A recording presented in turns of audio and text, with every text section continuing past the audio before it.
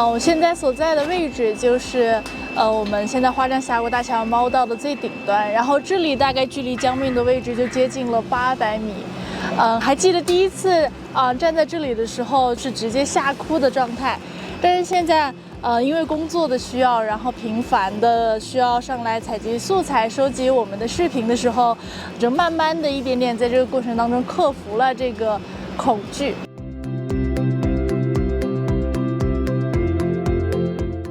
所以在来之前，其实就可以通过视频看到我们工人在这上面来来回回的往返的工作。其实当时不会觉得有什么，但只有自己真的第一次踏上这个猫道、踏上这座桥的时候，你才能感受到这里的工人其实有多么的辛苦，有多么的勇敢。其实它